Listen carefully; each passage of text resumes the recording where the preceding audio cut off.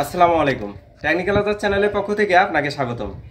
আজকের টিউটোরিয়ালে আলোচনা করব কিভাবে জন্ম নিবন্ধন কার্ড আপনি অনলাইন থেকে ডাউনলোড করবেন, এর পুরো টিপ অ্যান্ড ট্রিক্স। আজকের পুরো টিউটোরিয়াল জুড়ে আপনাদের সাথেই থাকছি আমি একে আজাদ। একটা কথা বলে রাখি, আপনি যদি আমার চ্যানেলে নতুন হয়ে থাকেন চ্যানেলটি সাবস্ক্রাইব করবেন, আর যদি অলরেডি সাবস্ক্রাইব করেই থাকেন থ্যাংক ইউ সো মাচ। কথা না বাড়িয়ে চলুন শুরু করা যাক আজকের টিউটোরিয়াল।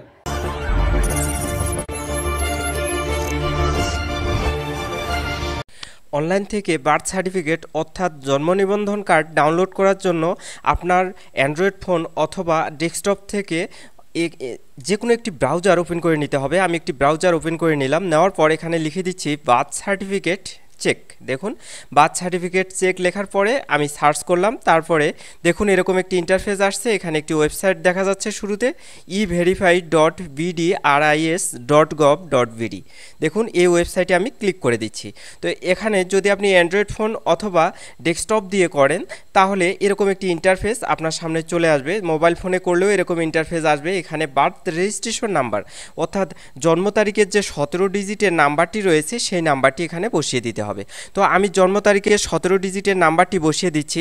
তার নিচে দেখুন ডেট অফ বার্থ, দেখুন ডেট অফ বার্থ। এখানে সর্বপ্রথম বছর, তারপরে মাস, তারপরে ডেট অর্থাৎ তারিখটি সুন্দর করে বসিয়ে দিতে হবে। অর্থাৎ জন্ম নিবন্ধন কার্ডে যে তারিখটি রয়েছে, যে বছরটি রয়েছে এবং যে মাসটি রয়েছে সেটা ক্রমান্বয়ে সুন্দর করে বসিয়ে দিতে হবে।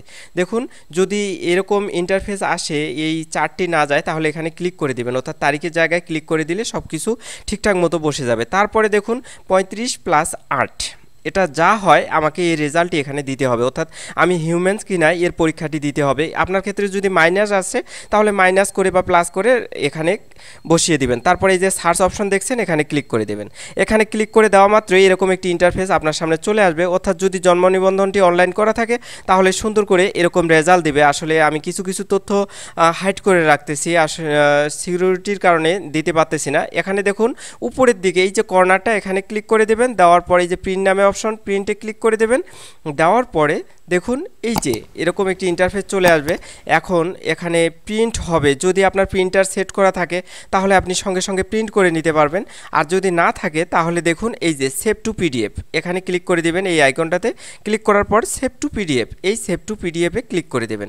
এখানে ক্লিক করে দেওয়ার পরে এরকম একটি ইন্টারফেস আপনার সামনে চলে আসবে। তারপর এটা হ্যাঁ অল অবস্থায় রাখবেন, এই সেটিংটা অল অবস্থায় রাখবেন। তারপরে হচ্ছে পোর্ট্রেট, হ্যাঁ এটা এই অবস্থায় রাখতে হবে। তারপরে মোর সেটিং নামে যে একটি অপশন দেখতে পাচ্ছি আমরা, দেখুন মোর সেটিং, এখানে ক্লিক করে দিবেন। দেওয়ার পর এটা লেটার রয়েছে, আসলে A4 সাইজ করে দেওয়াই বেটার। তো আমি এটা ক্লিক করে দেখুন পেজ সাইজটা A4 সাইজ করে দিচ্ছি। এই যে A4, এখানে ক্লিক করে দিচ্ছি। এখানে ক্লিক করে দেওয়ার পর এরকম একটি ইন্টারফেস আমার সামনে চলে এসছে। এখন নিচে দেখুন সেভ নামে একটি অপশন, বাকিগুলো সব কিছু ঠিকঠাক থাকবে, এগুলো পরিবর্তন করতে হবে না। নিচে সেভ নামে যে অপশনটি দেখতে পাচ্ছেন, সেভে ক্লিক করে দিলে এটা সেভ হয়ে যাবে। তো আমি সেভে ক্লিক করে দিচ্ছি সেভ করার জন্য। তারপরে দেখুন উপরে আমাকে নির্দেশনা চাচ্ছে যে কোথায় সেভ করব। আমি ডেস্কটপ দেখাই দিচ্ছি। দেওয়ার পর নাম দেব কিনা, না দেব না। তারপরে পিডিএফ সিলেক্ট করে দিয়ে সেভে আমি ক্লিক করে দিলাম।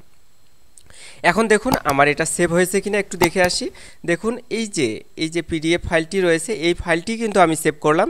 এখন ডাবল ক্লিক করে দেখি যে আসলে ফাইলটি আমার সেভ হয়েছে কিনা।